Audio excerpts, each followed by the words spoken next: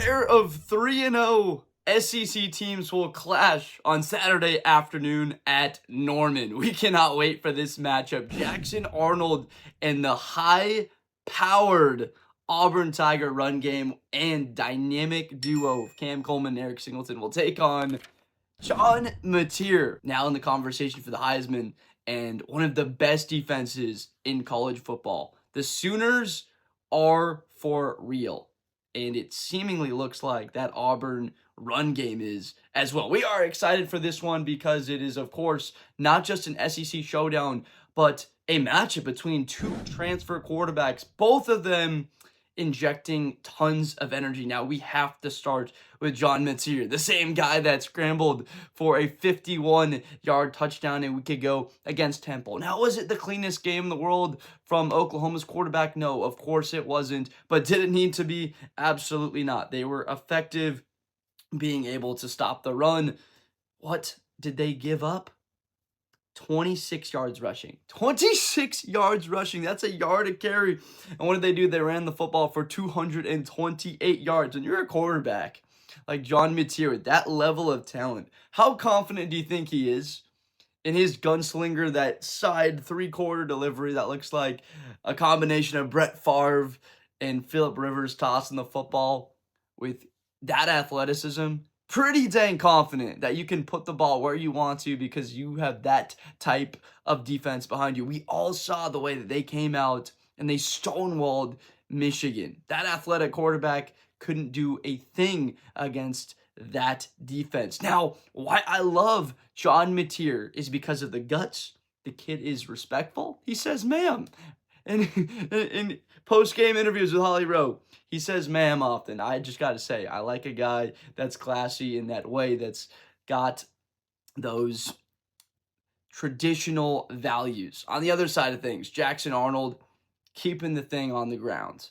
And why I believe that they have a great shot to beat Oklahoma in this game is because of the offensive line, because of a very good defense behind him as well, led by not just Keldrick Falk, but a lot of really talented defenders, but a wide receiver core that has not quite tapped into their potential. Coleman and Eric Singleton, as mentioned earlier, easily a top 6-7 duo in college football on the outside, but that run game led by Jeremiah Cobb and his own wheels in his own right. He is a very talented runner. That game against Baylor, keeping it close, it was tight. Obviously, the defense needs to shore up in the secondary. This is where they'll be tested against Oklahoma, where they've got guys that are more talented. This is obviously the best group of wide receivers that Auburn has faced yet. This is by far the best defense they have faced. What they have on that front and in that secondary, but Oklahoma is another level because they have great players on all three levels of that defense.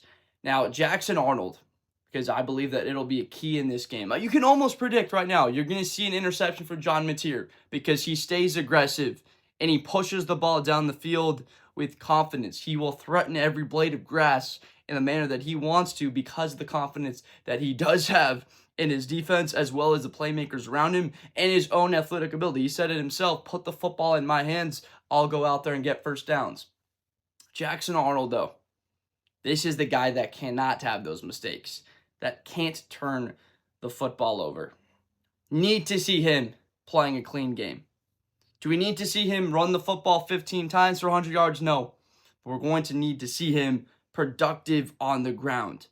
We've only seen one very talented quarterback go against Oklahoma in Bryce Underwood, and it looked like from the get-go they should have used his legs more. I am expecting Auburn to not make the same mistake.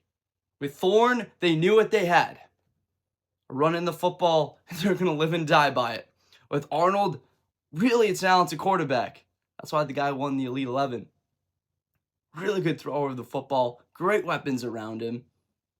But the legs, the ability of his legs, it's absolutely a key in this thing. How confident is he on a 3rd and 9 to look off his first read in the slot in Singleton to take off and scramble because he's got a little bit of space to go out there and get that first down? What will the decision be? That's what it will come down to. It's third down. Clearly. I mean, that's what happens in football. It comes down to turnovers and third down in these big games. SEC battle. Auburn's on the road. Oklahoma. Oklahoma's had the best team that they've had in about a decade. It's Baker Mayfield in that Georgia game.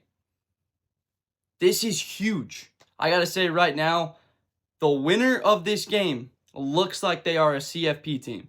I'll say it again in a different manner. The loser of this game, their odds of making the college football playoff are really bad. You can't lose because what does it look like for that other team that's 4-0 with a tiebreaker against you? Especially if you're Oklahoma with that schedule and what you're staring down the barrel of. Now, let's continue with the weapons. Because Oklahoma last year, they lost their top 5 wide receivers. It's not just Burks, right? Running the football? Are you kidding me with what we saw last week? Where did this kid come from? Torrey Blaylock, 14 carries for just 100 yards and 2 touchdowns against Temple. Incredible performance. We've known about these other guys that they have. He comes out and does that. What will Venables do? Is he going to give him an opportunity to go out there and do the same exact thing against Auburn?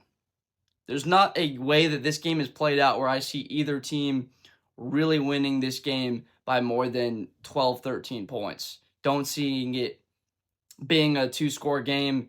The talent levels are pretty equated. They've both got really good quarterbacks that are dynamic, strong arms, that are a bit ballsy when it comes in with an importance in big moments. Just they haven't been in a whole lot of big moments in an SEC matchup against a team that hasn't lost yet on the season. I mean, this is huge. We're so excited for this matchup. I have to say, as of right now, I like Oklahoma in this game because of the ability of Mateer.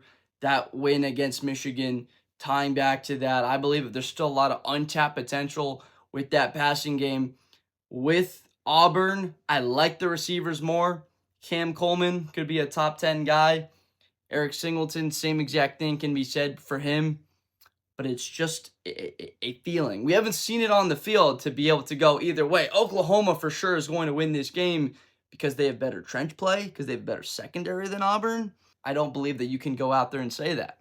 On the flip side of that, Auburn and their running game, you're going to say that Oklahoma's better. You're going to say that their weapons are better. It will come down to quarterback. I know in these breakdowns and these matchups, people don't like to talk about the quarterback, the most important position in sports, because they want to get creative. They want to overthink it, be the smartest person in the room.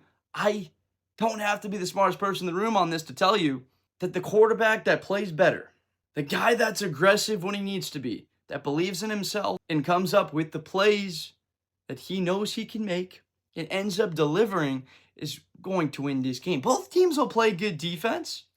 I don't see either team scoring 30 points. I don't think you see either team scoring points beyond 30. That's why I have Oklahoma winning this game at 27-21 at home. They pull out a huge win, move to 4-0 on the year. Excited for it. I really hope you are too. Curious what you think about this matchup and who will win.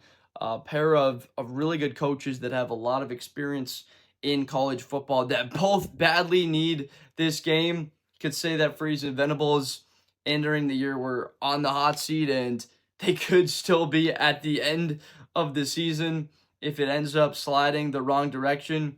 But Auburn, they need it. You got A&M on the road after this, and then Georgia, then Missouri. All those teams are ranked. Don't even need to talk, man. That Oklahoma schedule. You're looming with Texas in Red River. South Carolina, though, we'll see what happens with Sellers in that injury, but they need this one against Auburn, the exact same amount that Auburn does because of those looming SEC schedules. Let me know down below in the comments if a team that loses this game can still make the CFP. It really doesn't look like it. Almost an elimination game in the sense of what these teams' odds will be based on the schedules they play and the talent that is in this conference. But I have Oklahoma coming out with the win. I appreciate you so much for watching. Make sure to subscribe for more content in the future, and I will see you next time. Thank you. Best player in college football. That Georgia and Ohio State game, New Year's Eve, is going to be a classic. Josh Blunder, hi everybody, I'm Josh Blunder. To the 40, 35, 30, Espinosa!